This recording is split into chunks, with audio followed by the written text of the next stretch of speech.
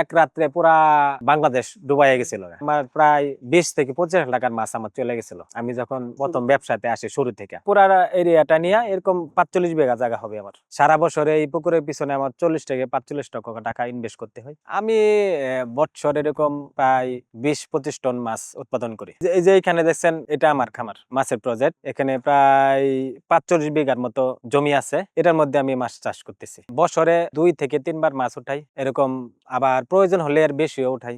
মানুষের জমি আমি এখানে বাৎসরিক ভাবে কন্ট্যাক্ট নিছি। এখানে দেখা গেছে কি যেমন এখানে আমার রানিং ভাড়া চলতেছে। আমার যখন জমির মালিকদের ভাড়া দেওয়ার প্রয়োজন হয়, এই যে দেখুন এখন আমি মাছ ধরতেছি, আমি সবাইরে আমার বাৎসরিক ভাড়া দিতেছি। তো এরকম এখন দিতেছি, আবার বাৎসরিক ভাড়াটা দিয়ে ক্লিয়ার করে আবার এরকম 4 মাস 5 মাস আমি মাছের খাওয়াবো, তারপরে আবার ধরবো। এরকম বছরে 2 থেকে 3 বার আমি মাছ ধরি আর কি। পুরা সিজনে আমি এরকম 25 থেকে 30 টন মাছ উৎপাদন করি। আমার এখানে জমির পরিমাণ 45 বিঘা। এই যে দেখতেছেন পুরা এরিয়াটা নিয়ে এরকম 45 বিঘা জায়গা হবে আমার। সারা বছরে এই পুকুরের পিছনে আমার 40 থেকে 45 লক্ষ টাকা ইনভেস্ট করতে হয়। এটা আপনার মাছের পিছনে প্লাস মাছের খাবার, আনুষ্ঠানিক কিছু কাজ আছে। যেরকম অনবরত বৃষ্টি হলে আমার মাছের খামারের বান মারবত আমার খরচ আছে। তারপরে আমার প্রতি বৃষ্টি হলে দেখা গেছে কি জাল দেওয়া লাগে।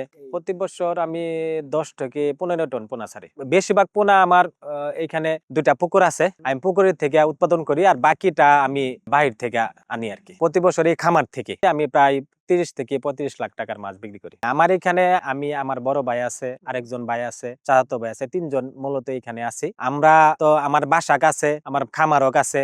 আমরা যতদূর পারি আমরা নিজেরা থাকি। তারপরে আমাদের একজন লোক আছে, নিয়োগ আছে, উনি নিয়মিত কাজ করে। খাবার আমি প্রতি মাসে আমার এই খামারে প্রায় 3 থেকে 4 লাখ টাকার খাবার প্রয়োজন হয় আর প্রতিদিন আমার 5 থেকে 600 কেজি খাবার লাগে। আনুমানিক 15 থেকে 20,000 টাকার খাবার লাগে প্রতিদিন। আমাদের এখানে বিভিন্ন মৎস্য অফিসার আছে, ওনাদের সাথে আমরা যোগাযোগ করি। ওনারা আসে, পানি পরীক্ষা করে, ওইটার উপর ডিপেন্ড করে ওনারা আমাদেরকে বিভিন্ন ওষুধ লিখে দেয় পানি পরিষ্কারের জন্য, বা বিভিন্ন ওষুধ আছে ওইটা আমরা ব্যবহার করি। ওষুধের পিছনে প্রতি বছর প্রায় 40 থেকে 50,000 টাকার ওষুধ লাগে। আমি 1.5 থেকে 2 কেজি যখন হয় তখন আমি মাছ বাজারে বিক্রি করি আর কি। একটা 1.5 কেজি 2 কেজি ওজনের মাছ হইতে 7 থেকে 8 মাস সময় নেয়। এটা তো বাৎসরিক বিল। এটার মধ্যে সব প্রজাতির মাছ আছে, ছোট সাইজ আছে, বড় সাইজ আছে, 2 বছর আছে, এরকম মাছও আছে, 8 মাস 9 মাস 10 মাস এরকম বয়সী মাছও আছে। তা আমি যখন মাছটা ধরি তখন বিলে খেয়ে দিলে যেটা বড় পরিমাণ যেটা সাইজ হয় ওটা আমি ধরি আর কি। এখানে আমার এখানে রুই মাছ আছে, কাতল মাছ আছে, কার্পু মাছ আছে, শৈল মাছ আছে, সিলভার, ব্রিগেড, তেলাপিয়া আছে, তারপর আপনার মিরকা মাছ আছে, পুঁটি মাছ আছে। এই তো 10-12 প্রজাতির মাছ আছে আমার। আর এত বড় পুকুর করতে অনেক ঝামেলা পোহাইতে, যেরকম চোরের হাত থেকে আমাদের বাঁচার জন্য আমাদের সারা রাত জাগনা থাকতে।